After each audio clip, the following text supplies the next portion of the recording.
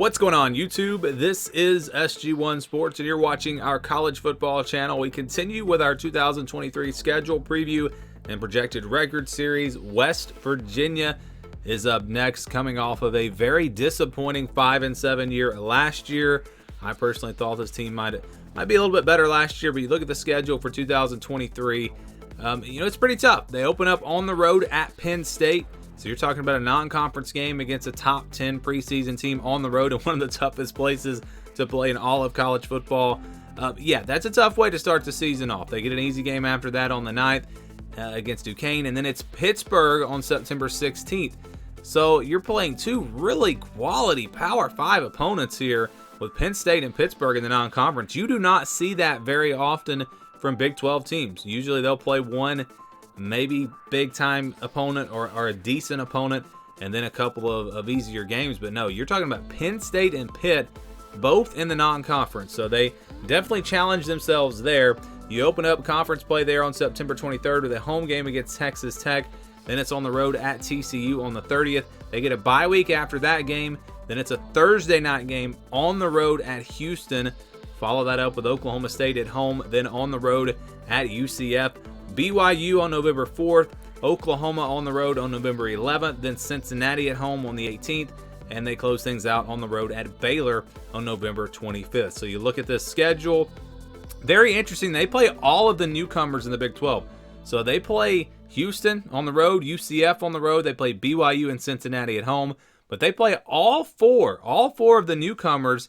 So it's going to be a totally different schedule for West Virginia fans this year. Then again, you put Penn State and Pittsburgh in there.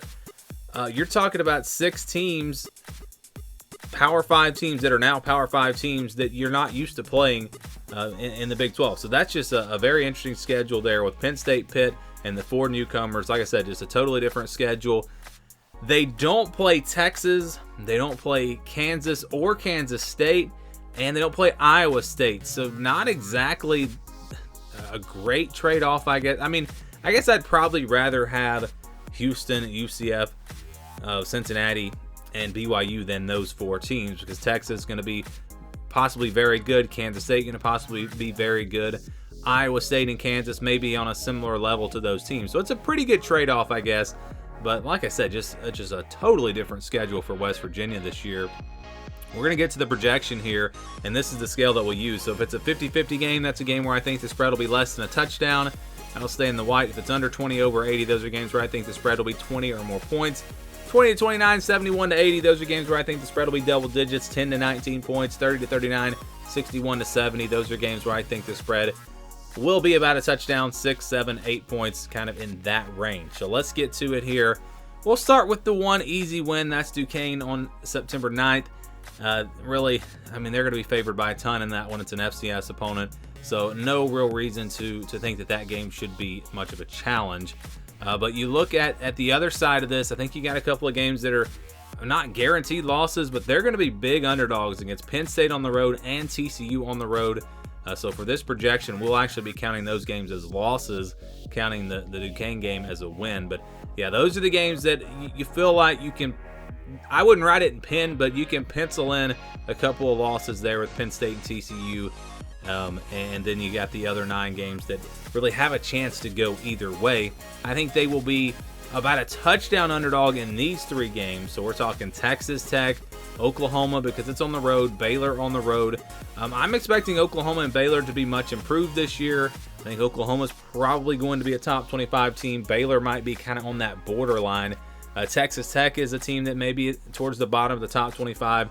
So these are 3 quality teams in the Big 12. I think they all were better than West Virginia last year.